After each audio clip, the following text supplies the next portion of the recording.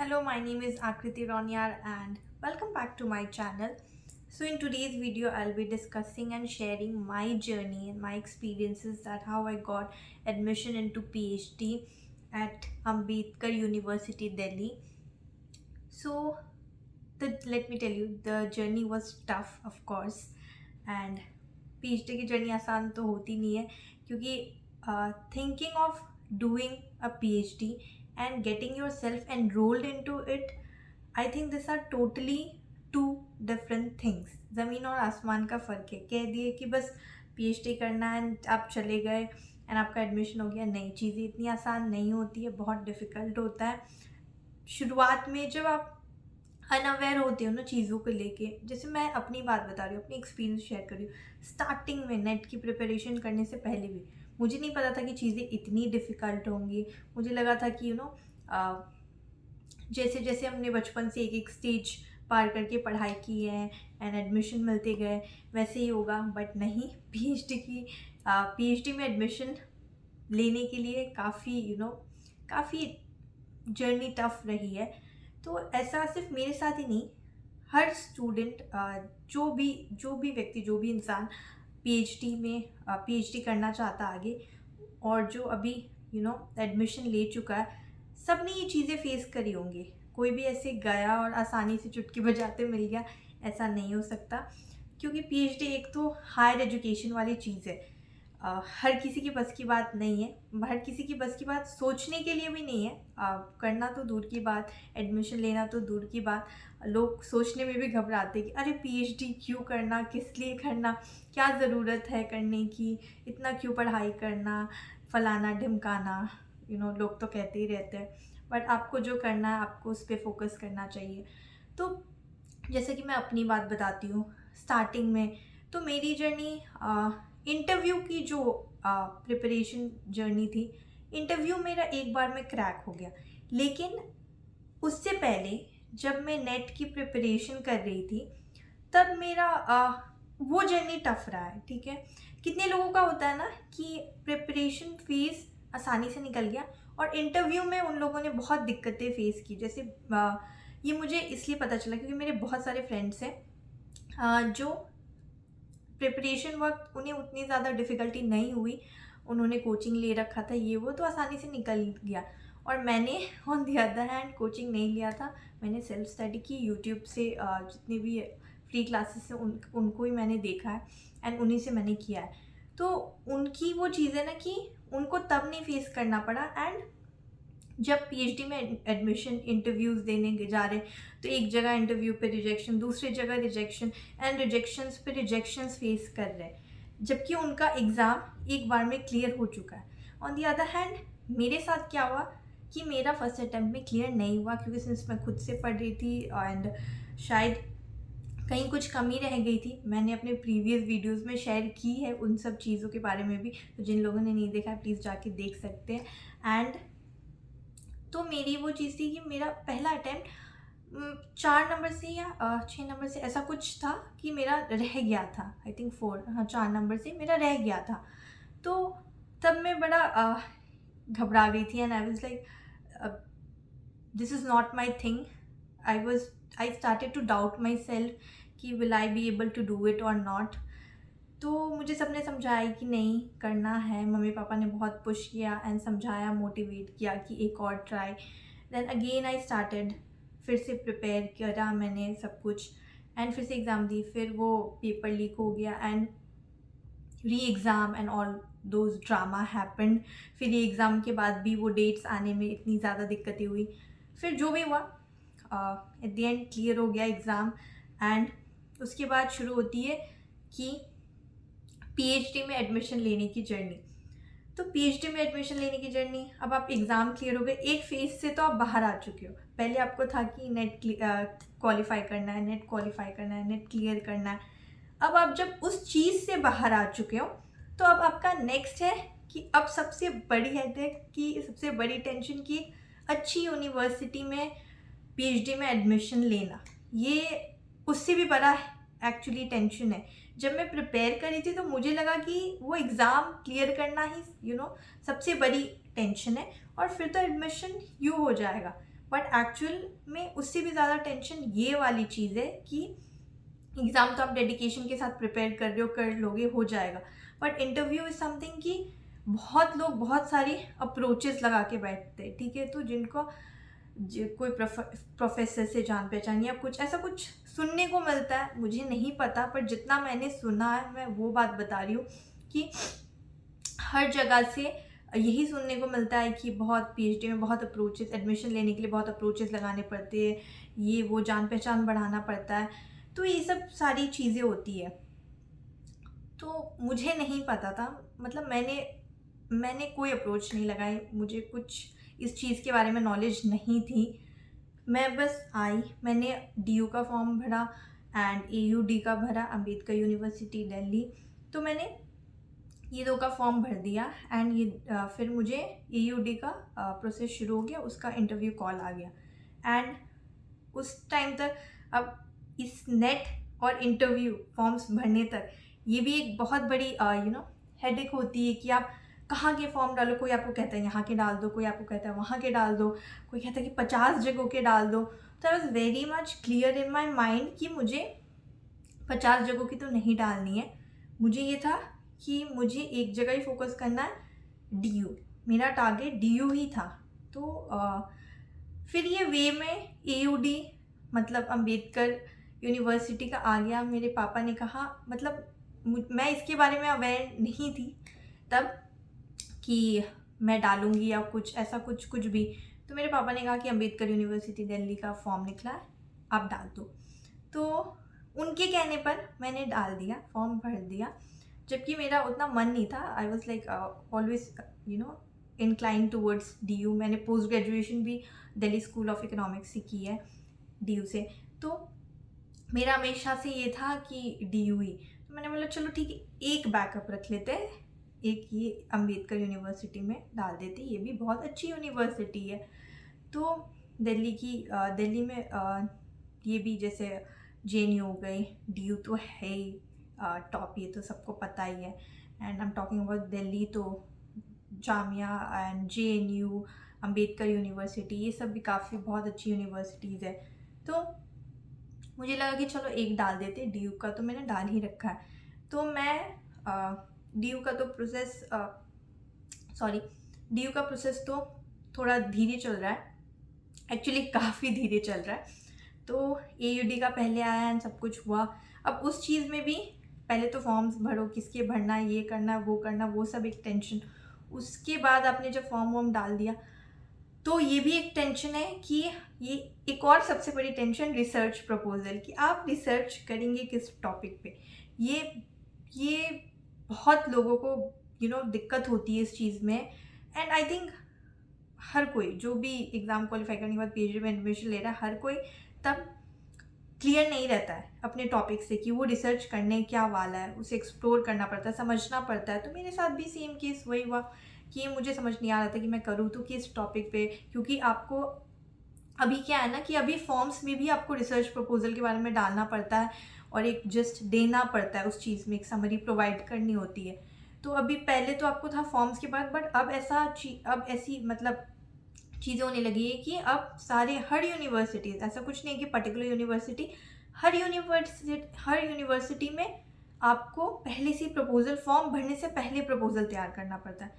तो फिर क्वालिफाई करने के बाद फिर अब प्रपोजल की टेंशन कि आप किस टॉपिक पे करेंगे। फिर एक्सप्लोर किया मैंने, बहुत कुछ सोचा, फिर जाके मैंने एक टॉपिक चुना अपने लिए एंड फिर उसके ऊपर पूरा वो प्रपोजल तैयार करना, वो भी काफ़ी डिफ़िकल्ट चीज़ होती है, क्योंकि आगे चल के अभी हम पीएचडी में घुसे भी नहीं है, बट उससे पहले हमें कुछ उस चीज़ के बारे में दिखाना पड़ता है, दर्शाना पड़ता है कि आखिर ये चीज़ें कैसे होंगी, कैसे करना है, जबकि तब हमें उस चीज़ के बारे में इतनी डेप्थ में नॉलेज होती नहीं है।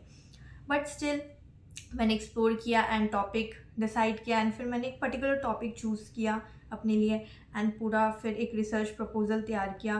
फिर फॉर्म्स फिल किए, उसमें सारे वो रिसर्च प्रपोजल जहाँ भी जिस भी आई गेस सारी यूनिवर्सिटी ने मांगे थे, तो मैंने तो खैर 2 ही के भर रखे थे, तो मैंने वो डाल दिया। उसके बाद फिर से आए कुछ फॉर्म्स, उसमें प्रॉपर रिसर्च प्रपोजल, एक बार आप फॉर्म डाल देते हो उसके बाद दोबारा से वो लोग फिर से कुछ वो लिंक देते हैं एंड कुछ आता है जिसमें आपको गूगल फॉर्म या समथिंग, उसमें आपको फिर से पूरा अपना, हाँ गूगल फॉर्म, जिसमें आपको पूरा अपना प्रपोजल शेयर करना होता है प्रॉपर, जो एकदम हर एक चीज़ आपने उसमें डाल रखी हो, तो वो चीज़ शेयर करनी होती है। फिर उसके बाद वो प्रपोजल देखते हैं, फिर वो सारी चीज़ें देखने के बाद इंटरव्यू का कॉल आता है, सॉरी, फिर इंटरव्यू का कॉल आया मेरा। फिर मैंने इंटरव्यू दिया एंड इंटरव्यू में देयर वर 66 कैंडिडेट्स, जिसमें से सिर्फ 5 लोगों का सिलेक्शन होना था। तो मैं बहुत डीमोटिवेट हो गई जब मैं वहाँ गई और मुझे पता चला कि 66 कैंडिडेट्स है जिसमें से सिर्फ 5 लोगों का सिलेक्शन होगा। मतलब आप समझ सकते हो कि पीएचडी में सीट्स मतलब इतनी ज़्यादा कम है, इतनी ज़्यादा, मतलब आप रेशियो देख रहे हो। एंड इसलिए तो हर किसी को नहीं मिल पाता है, कितने लोग करना चाहते हैं बट नहीं मिल पाता, क्योंकि सीट्स काफ़ी कम होती है, काफ़ी ज़्यादा कम होती है। तो ये भी एक बहुत बड़ा डीमोटिवेटिंग फैक्टर होता है कि आप समझो 66 में से 5, तो मेरा तो मोटिवेशन वहीं ख़त्म हो गया।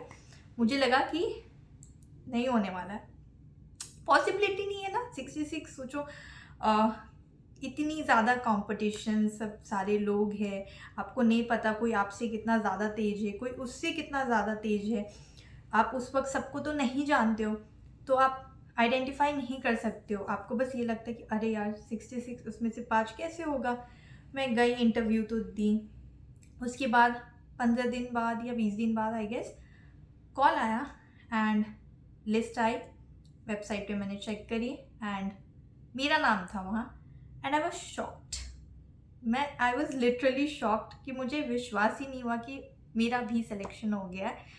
मतलब मैं एकदम से, मुझे समझ नहीं आ रहा था, मेरे एक्सप्रेशन, मेरे इमोशन में बयान नहीं कर पा रही थी उस वक्त कि मैं खुश हूँ या क्या हूँ, मुझे कुछ समझ ही नहीं आ रहा था। एंड उससे पहले एक और चीज़, जब मैं इंटरव्यू दे के आई तो मम्मी पापा से कॉल पे बात हुई, कैसा हुआ ये, तो मैंने उनको बताया कि अच्छा हुआ, ठीक हुआ। बट मैंने उनको ये भी चीज़ बताई कि 66 कैंडिडेट्स है, उसमें से सिर्फ 5 लोगों का होना है। तो कह रहे थे कि आपका कैसा हुआ बेटा, एंड आपको क्या लगता है कि हो जाएगा। एंड तो मैंने कहा, एंड मैं बड़ा चिढ़ के उनको रिप्लाई दे रही थी कि मुझे नहीं पता यार, जो होना होगा सो होगा। मैंने इंटरव्यू दे दिया, अब ऊपर वाले के हाथ में, अगर मेरी डेस्टिनी में वो चीज़ होगी तो मुझे मिल जाएगी। मैं बहुत चिढ़ के मम्मी पापा को फ़ोन पे मैंने यही रिप्लाई दिया एंड मैंने फ़ोन रख दिया। मुझे अभी नहीं बात करना, मैं जस्ट इंटरव्यू दे के निकली थी एंड मैं ट्रैवल करी थी, तब मैं ऑटो में बैठी थी एंड मैं बहुत ज़्यादा डिमोटिवेटेड थी तब। मतलब मुझे एकदम अच्छा नहीं लग रहा था, क्योंकि तभी मुझे पता चला था कि 66 है। और मतलब 66 कैंडिडेट से ये पहले से मुझे आइडिया हो चुकी थी। 2 दिन पहले जब मेल आया और टाइमिंग्स शेयर हुआ तो उसमें सारे कैंडिडेट्स के नाम थे, तो उससे मुझे पता चल चुका था। लेकिन सिर्फ 5 का सिलेक्शन होगा वो उस वक्त मुझे पता चला। तो मैं एकदम से वो हो गई थी कि क्या होगा पता नहीं। तो ऑटो में बैठ के फिर कॉल पे मैं बड़ा चिढ़ के बात की एंड रिप्लाई की मम्मी पापा को, मुझे नहीं पता, जो होना होगा वो होगा, अब ऊपर वाले के हाथ में। So all of this happened and उसके बाद 15-20 दिन बाद रिजल्ट आया and I was actually very much shocked कि to see my name in the list, कि मेरा भी सिलेक्शन हो गया है। एंड फिर तुरंत मैंने मम्मी पापा को कॉल किया एंड बोला कि देखिए आप लोग की बात सच हो गई, क्योंकि उस दिन ऑटो में वो लोग यही कह रहे थे, अरे तुम्हारा हो जाएगा, अरे तुम्हारा हो जाएगा, अरे तुम्हारा हो जाएगा। एंड मैं बड़ा चिढ़ी थी कि हाँ आप लोग को बड़ा पता है, इतनी ज़्यादा कंपटीशन है, 66 लोग हैं और उसमें से सिर्फ 5 लोग का होगा, ये वो। मैं बड़ा गुस्सा हो रही थी उन पर एंड दे बोला नहीं तुम्हारा होगा, तुम्हारा होगा। और फिर एक्चुअल में उनकी बात सच हो गई, मेरा हो गया एंड आई वॉज हैप्पी कि हो गया मेरा। एंड रही बात डीयू की, तो अभी डीयू का इंटरव्यू लाइंड अप है मेरा। अभी कुछ दिन पहले ही मुझे मेल आया, बट मुझे पता नहीं, एक्चुअली मैं अभी बहुत ज़्यादा ना कन्फ्यूजन में हूँ कि मुझे करना चाहिए नहीं करना चाहिए। मतलब ये चीज़ें हैं ना कि अभी मेरा यहाँ हो गया है, ठीक है, एयूडी में हो गया है, तो अब वापस से मैं उन सारी चीज़, वो सारे फेज़, उस सब चीज़ से गुजरना नहीं चाह रही हूँ, घबरा रही, I don't know what. But या फिर यहाँ मेरी जर्नी शुरू हो चुकी है तो ये भी एक फैक्टर है। तो वापस से तो पता नहीं मैं दूंगी या नहीं दूंगी। जबकि मेरा हमेशा से यही था कि मुझे DU से ही करना है। एंड मुझे कॉल भी आया इंटरव्यू के लिए, तो let's see, I don't know, पता नहीं मैं दूंगी कि नहीं। अभी भी मैं कंफ्यूजन में सोच रही हूँ डेली क्या करूँ, दूँ या नहीं दूँ, दूँ या नहीं दूँ। तो लेट्स सी क्या होता है। एंड एक चीज़ आप लोग को मैं यही कहना चाहूँगी कि प्लीज़ डोंट गिव अप। एक टाइम था जब मेरा फर्स्ट अटेम्प्ट में कुछ नंबर से नेट क्वालिफाई नहीं हुआ था, मैंने यही सोचा था कि शायद ये मेरे लिए नहीं है, मैं नहीं कर पाऊँगी। बट उस टाइम से जब आज मैं यहाँ पहुँच चुकी हूँ और अपने आप को देख रही हूँ और मैं अपनी जर्नी सारी रिकॉल कर रही हूँ, तो मुझे लग रहा है आज सब कुछ वर्थ लग रहा है। तो उस मोमेंट पे आई नो बहुत टफ होता है, मेरी भी जर्नी काफ़ी टफ रही है। एंड हर एस्पिरेंट्स के ज़िंदगी में ये चीज़ होती है। किसी के लिए क्या होता है ना, मेरे लिए क्या था ना कि मेरा इंटरव्यू एक बार में निकल गया। और जैसा कि मैंने बताया आपको पहले कि मेरे फ्रेंड्स का इंटरव्यू वो कहीं यहाँ दे रहे, कोई कहीं वहाँ दे रहे, और कुछ लोगों ने तो किसी किसी के थ्रू, कोई प्रोफेसर से जान पहचान या कुछ, ये भी चीज़ें थी। और मुझे कुछ आइडिया नहीं इसके बारे में, कुछ नहीं जानती हूँ। मुझे तो पता चला यहाँ आके कि अच्छा ये भी सीन है, ऐसे भी होता है। तो मुझे लगा कि पता नहीं क्या होगा, कैसे होगा। लोगों ने तो कितने अप्रोचेस लगा के रखे हैं, जान पहचान बना के रखे, तो पता नहीं क्या होगा नहीं होगा। तो ये चीज़ है ना कि आपकी कहीं की मेहनत कहीं रंग लाती है। अब जैसे मेरा प्रेपरेशन फेज़ काफ़ी टफ रहा था, और कुछ लोगों का होगा प्रिपरेशन फेज टफ नहीं रहता होगा, कुछ लोगों का इंटरव्यू टफ रहता है, इंटरव्यू क्रैक करने में दिक्कत होती है उन्हें। अब मेरा था कि इंटरव्यू मेरा एक बार में क्रैक हो गया। तो ये चीज़ है कि आपको नहीं पता, आप बस अपने आप को उस मोमेंट पे अगर आपको डिफ़िकल्टीज आ रही है तो आप अपने आप को जज कर लेते हो, बहुत डाउट करने लगते हो एंड डीमोटिवेट हो जाते हो कि शायद आपकी बस की नहीं है या आपसे नहीं होगा। पर अपने आप को मोटिवेटेड रखिए, क्योंकि सबसे पहले आप ही अपने आप को मोटिवेटेड फील करा सकते हैं, बाद में ही कोई करा सकता है। तो अपने आप पे वो कॉन्फिडेंस फील करना बहुत ज़रूरी है। जब जो भी लोग नेट की तैयारी कर रहे हैं, अगर उनका कुछ चंद नंबर से छूट गया एंड उनको PhD करना आगे उनका सपना है, तो please don't give up until and unless आपका दिल कहे कि एक बार और आप करते रहिए। एंड जैसा कि मेरे केस में मेरी वो प्रेपरेशन जर्नी काफ़ी टफ थी, एंड इंटरव्यू वाला फेस काफ़ी इजीली मेरे लिए हो गया सारी चीज़ें। एंड सब मुझे कह भी रहे थे कि सारे फ्रेंड्स की, एक बार में तेरा इंटरव्यू कैसे क्रैक हो गया, एक बार में कैसे हो गया। मतलब तो कह रहे थे तूने किसी से बात करी थी, तू किसी जानती थी प्रोफेसर। मैं बोली मुझे कुछ भी नहीं पता था, लिटरली मैं कुछ भी नहीं जानती थी। एंड दे वर लाइक, कुछ लोग बोला कैसे हो गया, तूने किसकी अप्रोच लगाई। मैंने कहा कि मैंने ऊपर वाले के अप्रोच लगाए, उनसे प्रार्थना करी एंड हो गया, टच वुड। तो अपने ऊपर विश्वास रखिए, एंड उससे भी ज़्यादा उनके ऊपर विश्वास रखिए। भगवान जी के ऊपर विश्वास रखेंगे तो सब पॉसिबल है। एंड प्लीज़ डीमोटिवेटेड मत फील कीजिएगा। अगर आपका कुछ भी थोड़ा सा भी नंबर से रह जा रहा है तो आप नेट के लिए जी जान लगा के तैयारी कीजिए, एंड उसके बाद वो जर्नी अपने आप स्मूथली होते चली जाएगी। ठीक है, आपको इतना सोचने की ज़रूरत नहीं है। हम लोग उस, क्या होता है ना, प्रेपरेशन फेज़ में इतना कुछ सोच लेते हैं कि, जैसे मैं अपनी बात बता रही हूँ कि मैं भी काफ़ी डरी हुई थी उस प्रेपरेशन फेज़ वाले टाइम से, कि आगे क्या होगा, कैसे रिसर्च प्रपोजल बनेगी, कैसे PhD में एडमिशन हो गया। बट चीज़ें अपने आप बहुत अच्छे से होती चली गई।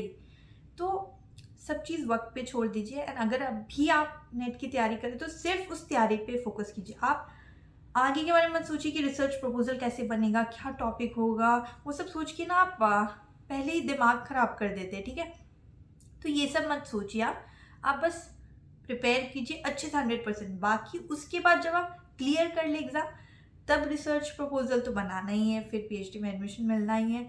तो तब तक के लिए अपने आप को सिर्फ एक जगह फोकस रखिए कि नेट की तैयारी। उस तैयारी के बीच ही हम लोग आगे की चीज़ों के लिए भी इतना ज़्यादा घबरा जाते हैं और टेंशन ले लेते हैं कि उस वक्त शायद जितनी शिद्दत से हमें वो तैयारी करनी चाहिए हम नहीं कर पाते। तो इसलिए सिर्फ फोकस उस पर रखिए, बाकी चीज़ें अपने आप धीरे धीरे होती चली जाएंगी। जब आप एक एक स्टेज क्रॉस करते जाते हो, एक एक स्टेप पार करते जाते हो, एक एक सीढ़ी चढ़ते जाते हो, तो अपने आप चीज़ें ना आपकी माइंड में क्लियर होने लगती है कि अच्छा नेक्स्ट स्टेप ऐसे करना है। फिर वो आप अपने आप, जब आप नेट की तैयारी करो तब आपको कुछ नहीं आइडिया होता कि रिसर्च प्रपोजल कैसे बनाना है, क्या करना है। मुझे भी नहीं था, बट धीरे धीरे जब मैं उस फेज़ तक पहुँची, फिर एक्सप्लोर किया, फिर ऐसे फिर वो चीज़ें होती चली गई, ठीक है। तो अभी सिर्फ आप लोग तैयारी पे फोकस कीजिए एंड एग्ज़ाम क्रैक कीजिए, उसके बाद धीरे धीरे फिर चीज़ें अपने आप everything will fall into place. तो ये थी मेरी journey and yeah, that's all for this video. Thank you for watching, and please guys do like, share and subscribe. Thank you.